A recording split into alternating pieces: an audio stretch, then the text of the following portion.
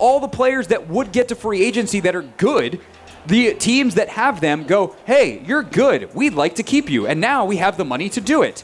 Oh, cool. That's how budgets work. We found money in the budget. Hi. Thanks for listening to the show, even if it's just while you walk by. Yeah, the budget. See, she's paying attention. Never read the comments. All right, this is how this works. This very silly radio program not only streams live on YouTube at the Team 980, but we cut it up into digestible pieces. We put those on YouTube, not only the Team 980 in our on-demand section, but at Craig Hoffman. You leave comments on them. We read the most interesting ones, I'll say. It's definitely not the best ones. Some of them are honestly terrible, but that's what makes them good, if you will. Again, the theme of this radio show is when we're good, we're good. When we're bad, we're really good. Yep, we'll do a fist bump. But if you listen to the show, you know, don't distract me while I'm on air because the ADD and it's now I'm off track. And see, I told you, sir. Yeah, but no, the fist bump. I appreciate you listening. Thank you. I did the bit because we're on the Never Read the. Drive home safely and please listen to the show. All right, well we have the comments section on YouTube, and despite the fact that you can see us, you'd be surprised what we get. We always try to start off with an amuse-bouche, if you will. Just a silly comment to get us going before we dive into the latest on the Commanders, the Wizards, the whatever the people are commenting on. And we played earlier in the week our very silly annual game, Is That Guy a Washington National? Because I, as the guy broadcasting outside the game, there's a reason I'm out here and Grant and Danny, for instance, are in there. They do one, it's because the games air on their station. Two, they do know more about the baseball than me. I try to hold my own in other places. But we had Toby Altizer come over, quiz me and Anthony. We made absolute fools of ourselves. It was one of the 5 best segments we've ever done in the history of the radio show. And Browning Bridges commented, Grant, you're awesome. I've been following you since you were the little guy for the Freelance Star. It's great to see your progress and success. Craig, I've been a new follower, but I love the content. This game was fun. Hashtag Natitude, hashtag hail, hashtag all caps, hashtag Cooper flag, fingers crossed. Which, I mean, yeah, that should be the Wizards' current hashtag. Here's the thing. Grant wasn't in that video. Toby was in the video. Toby hosts Bust and Loose Baseball with Grant. Grant was down the hall doing his show at that time. Grant wasn't in that segment. He might have been referenced in that segment as the co-host with Toby on the show, but if you've been following Grant since he was the wee lad doing the work for the Freelance Star, Browning Bridges, thank you, welcome. I love your enthusiasm. It's just that Grant wasn't there. That's all there is to say about that. All right. Continuing on to actual substance of the week. One of the videos, one of the segments that we got the most traction on was when we talked about Terry McLaurin and his extension, which is pending. And when I say pending, it's not like there's anything new on that. We just know that it's extension season. Terry is due for an extension. He should get paid a whole lot of money. But the question is, how much? So I think a variety of different comments here that I thought are interesting. You got people throwing out different numbers.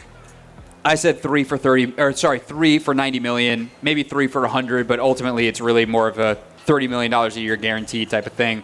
Spike JG says, yep, agreed with that. But I think there's a lot of things like what Tim said. They need to pay the guy. He deserves it. He is the leader of this team. And I think that one of the things that is underrated sometimes in sports is how you treat your players, and especially the players who have done things the right way. And that is part of the reason why I think Terry should be paid the 30, and no doubt about it, in the same way that they went ahead and they paid Sam Cosmi. Because at the end of the day, if you're not going to pay Terry McLaurin, who finally, with the best quarterback he's ever played with by 78,000 miles, and a new coach and culture that other folks, John Allen, did not necessarily adapt to quite as well. Sorry, did I say that out loud? Didn't adapt to as well. He adapted to the culture, was a leader on and off the field, played his best, set the team touchdown record, and if that doesn't get you paid, what on earth does? And so, yes, figuring out the actual number is complicated. But, for instance, like King Slim 202, who loves to show up, by the way, this time of year, fancies himself a draft scout, says maybe $25 million a year for Terry. Terry ain't worth $30 million. I love him like everyone else. I still don't think he's worth that much of the salary cap maybe if he had a multiple 1,200 or 1,400-yard seasons or multiple double-digit touchdown seasons, it's only a few wide receivers worth that or more, and they already got that contract. And if you want to make the argument that no receiver that's not Justin Jefferson or Jamar Chase is worth $30 million, okay, but I'd also tell you to update your calendar. It's not 2022 anymore. In 2025, there are now 5, maybe 6, 7. I'm trying to remember how many it actually is right now versus how many it is after Terry and like 2 or 3 other guys that might get paid this offseason get paid. But I think the number's up to 7 with DK being the latest. And especially now that you have Myles Garrett making 40 as a non-quarterback and Jamar Chase making close to 40 as a wide receiver / non-quarterback. And the salary cap has gone up, not immeasurably, because it's a salary cap. You can measure that. I'm not very good at math, but someone is. It's gone $20 million up the last 2 years, way more than anticipated. The percent salary cap of what you think a $25 million receiver is just not what a $25 million receiver is anymore. That guy is now a $30 million receiver, and thus I believe that Terry is worth that $30 million. Continuing on, never read the comments here on the Hoffman Show. We did our mock draft 2.0 last week on Take Command. By the way, fantastic conversation today on Take Command with Mike Renner. That should be in. I actually haven't updated the feed or updated my feed. I haven't refreshed, but I'm pretty sure that is in the feed right now. Our producer William doing a great job getting that thing flipped. But me, Logan, Mike Renner, CBS Sports NFL Draft Analyst. If you want that, check that out. Full episode on YouTube at Take Command if you prefer to watch us. By the way, Renner decided to go mustache on us. Nasty looking mustache. Nasty compliment looking mustache on Mike Renner today if you want to check that out on the YouTubes. But Kevin Roll 8299 says, if an exceptional edge who can make an immediate impact is available, it seems like he has to be picked before diverging off into areas that are not needs.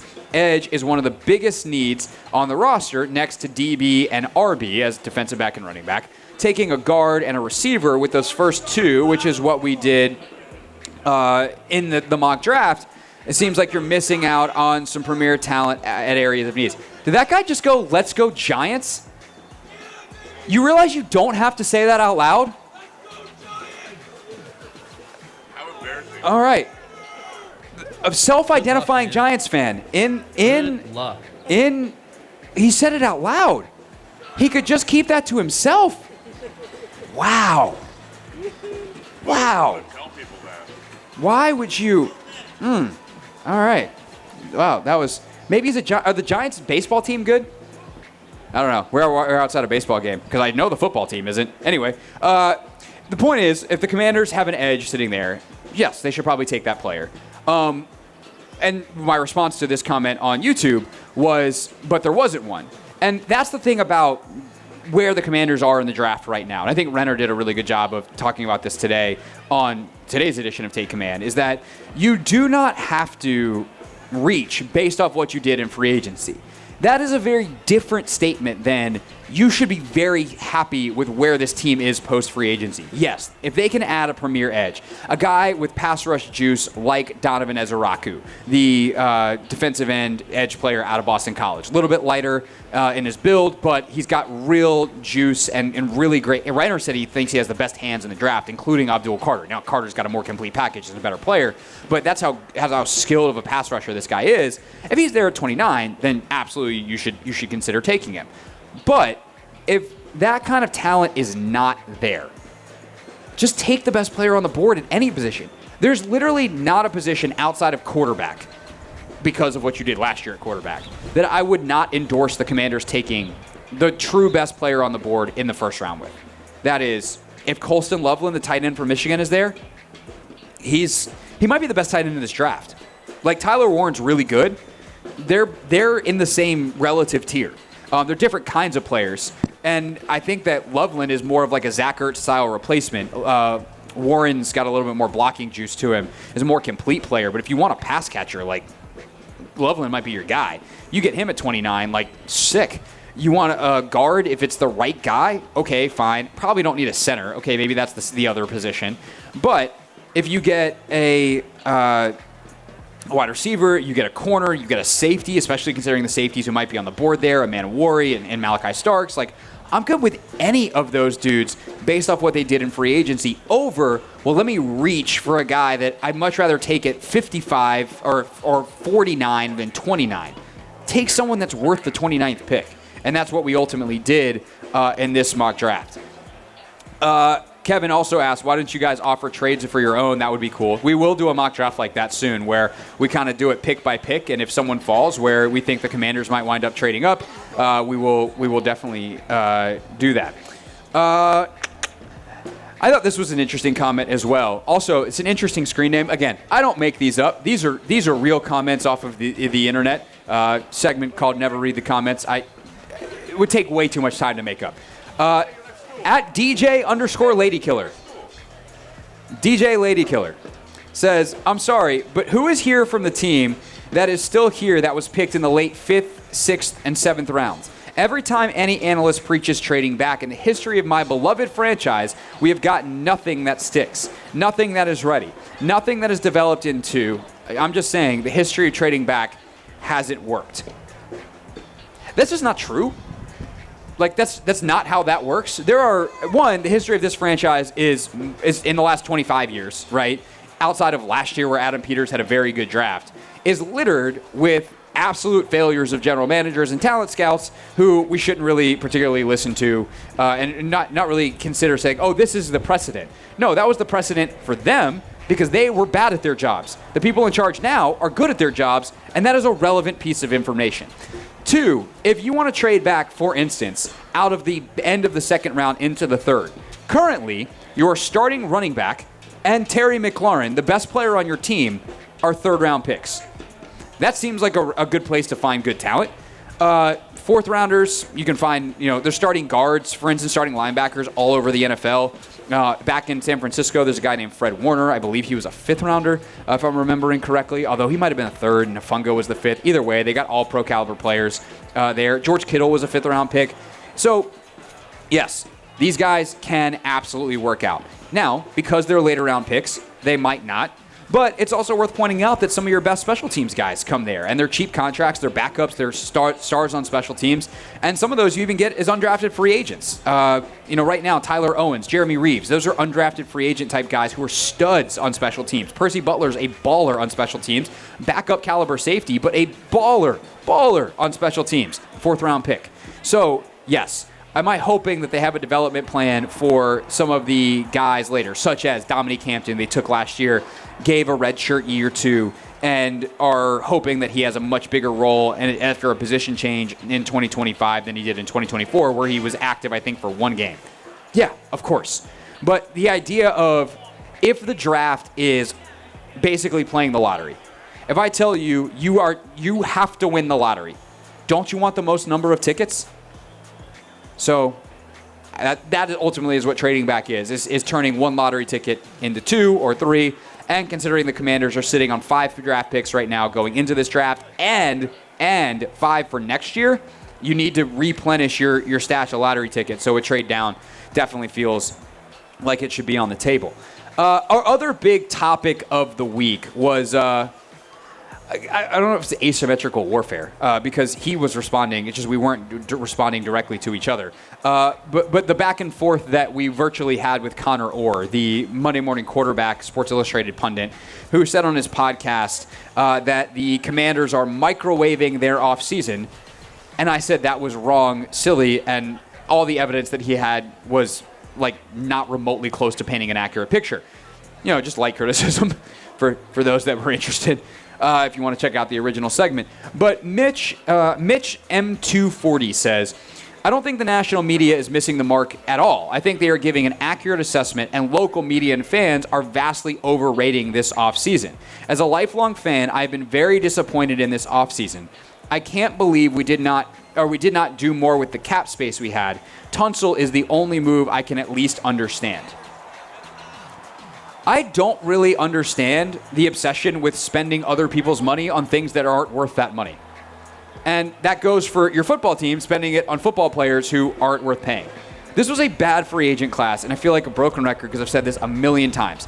It was a bad free agent class. Yeah, that guy agrees. He gets it. Because the cap keeps going up more than teams expect. And so all the players that would get to free agency that are good The teams that have them go, hey, you're good. We'd like to keep you. And now we have the money to do it. Oh, cool. That's how budgets work. We found money in the budget. Hi. Thanks for listening to the show, even if it's just while you walk by. Yeah, the budget. See, she's paying attention. But if you find money in the budget to pay for something that you couldn't anticipate or you didn't think you had money for, then you're going to pay for the thing because you wanted it. You don't have to make those cuts. And so guys like Alaric Jackson with the Rams, the left tackle, guys like Ronnie Stanley with the Ravens, who they thought were going to be free agents, all of a sudden the final cap number gets in, and they're like, oh, sweet, we can afford that guy. He's not going to be a free agent. He's coming back. And so you have to understand the market in which you're playing in. And so if, Laramie Tunsil is the only move that I understand. Oh, you mean when they traded for the franchise left tackle they couldn't get in free agency? You understand it? That's a good start. But at the end of the day, you have to understand the kind of the sandbox you're playing in. You have to know where there are opportunities, and it's not always going to look the same, which was the entire premise of the segment I did criticizing Connor Orr, was that he was basing all of his things, all of his criticism, based off of other teams in other times who did other things. And at the end of the day, like, oh, you can't microwave, you can't trade away stuff and spend big money on you have to always build through the draft. Like, the Seahawks did it around Russell Wilson. Like, there's plenty of examples of young quarterbacks who succeeded with talent being added a variety of ways. You just happen to pick a bunch of them, including your favorite team in the Jets, who stunk around Mark Sanchez, in part because Mark Sanchez wasn't that good. All due respect, doing a fine job for Fox, but did a funny as heck guy when he was here. I was still on the beat then. I covered the Mark Sanchez era. I know because I was there. But not that great of an NFL quarterback.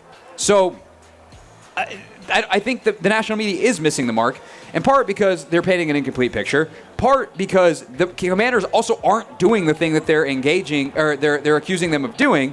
And if you choose to believe that over people who pay attention to this every day and, reading a little bit more, there's only so much I can do to help you. That's Never Read the Comments, everybody. If you would like to leave your comment on our show, you can do so on YouTube at Craig Hoffman or at the Team 980. We stream it live daily at the Team 980. All of the best parts go up on the show or on the personal page at Craig Hoffman. Also, don't forget, we have a whole separate channel for our women's sports coverage, including a fresh interview with Washington Spirit's Ashley Hatch. They play over there, across that street. Nats play there. Spirit and DC United, they play over there. We're just in the middle of it all. Now we got music going in the background and everything to play us out. The thing is, if they're trying to play us out, it's not the Oscars. I'm not going to leave. The show's required to go till 7. I would if we can put on their music for the rest of the show. No, Metal Chris is telling me I got to stay. Can we mic them up? They're good. They're great. But anyway, the point is, fresh interview with Washington Spirit's Ashley Hatch, youtube.com/@HoffmanWSports. That concludes all of the plugs for this portion of the show. What's up, kiddos? It's your boy Clinton Yates from ESPN. It's the Hoffman Show on the Team 980. Tell your mama I said what's up.